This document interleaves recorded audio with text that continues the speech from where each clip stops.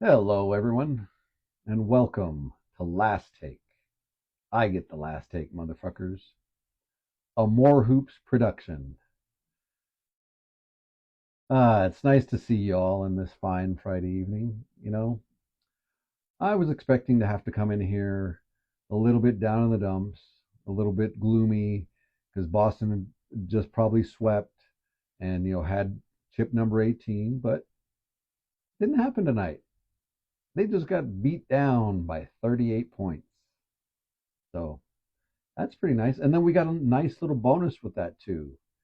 My little buddy Dave Portnoy doesn't get to party tonight. He sent out a obnoxious tweet to Mark Cuban this morning talking about, where's a nice place to have fun and pop bottles tonight. Yeah, I guess you ain't popping shit tonight, Dave.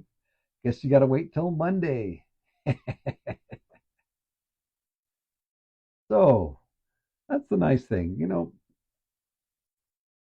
because normally I come in here and I'm pretty annoyed talking about a lot of that stuff. So it was nice to have that nice little, you know, kind of send off into the weekend here. So anyway, on to the show. Normally, I go after Stephen A. But today he was just talking about the WNBA, and I made a vow to stay out of that shit. So I'll let him fucking hang himself. Continue to make an ass of himself by you know being so fucking shameless about the WNBA, and using it now when it's convenient and popular instead of 2 years ago, or when he could have really been making a difference for the league. But yeah, we'll move on. Let him hang himself. I'll get back to you later, Steven. I'm sure you're going to say something stupid on Monday. And besides, Lakers Nation has got a much bigger fish to fry today. Yeah, I'm concentrating on one guy today.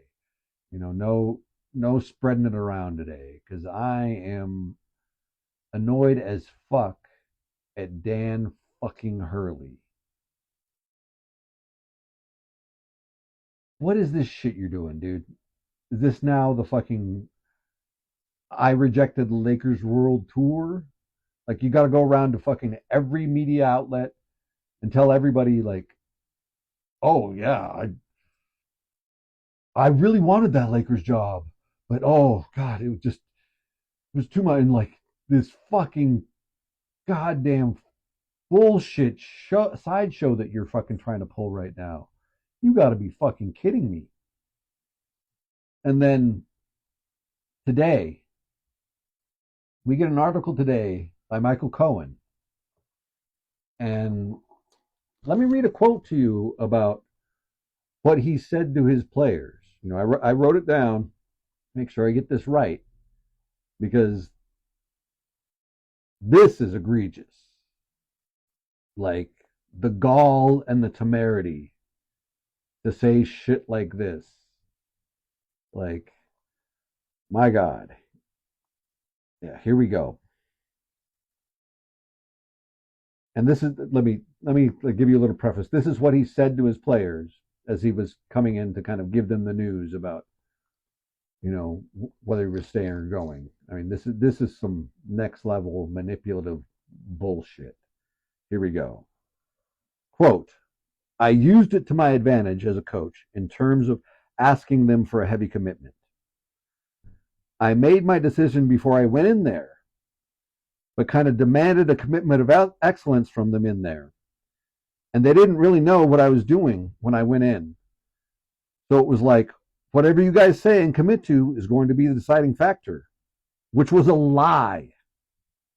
I had already decided. That's why I like coaching guys this age. They're dumber than NBA players.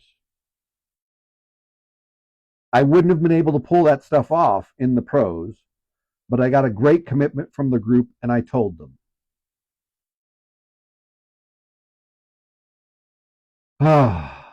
Let me read that last part again, because that's the important part here. Like, the gall and the temerity to say shit like this. Unfucking believable. But here we go again. Quote, that's why I like coaching guys this age. They're dumber than NBA players. I wouldn't have been able to pull that stuff off in the pros, but I got a great commitment from the group and I told them. This motherfucker, he had zero intention. Zero intention. He's scared of the NBA. He's scared of smart players.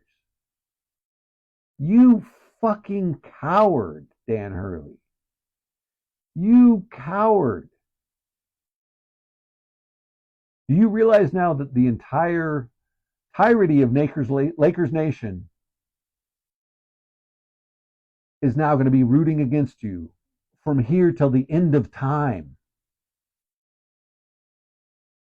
And maybe that's what you wanted. Maybe you just hated us to begin with. That's fine. But dude, you coward. They're dumber than NBA players. And like, what happens when your players hear this? Which I hope they fucking do. I hope they fucking do. I hope you got a fucking mutiny on your hands this year. Unfucking believable, dude. And then the fact that you're dragging your wife into this now too. Your wife is making freaking press appearances. And you talk about how she was, moved to tears about all of this, and like, dude, spare me the fucking theatrics. Are you fucking kidding me? Like, dude, that's fine that you didn't want this job. That's fine that you hate the Lakers. But you don't need to be doing this fucking classless fucking bullshit. That's now, yeah, I get it.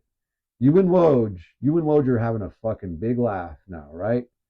Big laugh, cracking a couple drinks, fucking talking shit, saying, oh yeah, fucking Lakers Nation, we fucking played them. Yeah. Good for you, Dan. Good for you.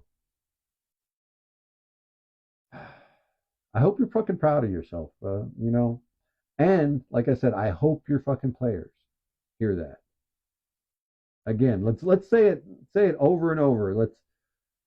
People need to hear this. They're dumber than NBA players.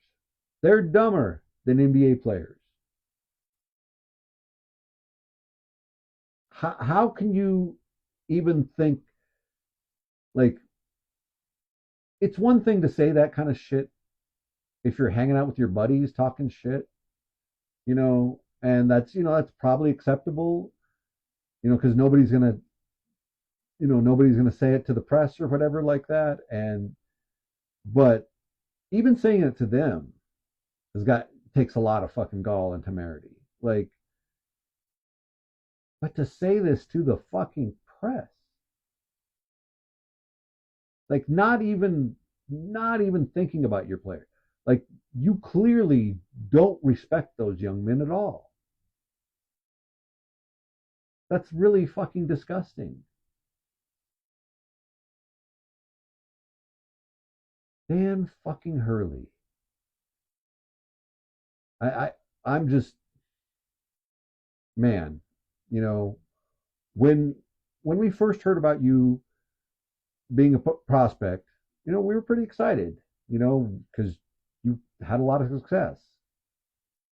But yeah, you need to stay in college. You need to stay in college because you are not ready for the big leagues. And I don't think you ever will be. You are a fucking coward. And whatever comes to you, in regards to this with your own team and your own players, you're going to deserve it.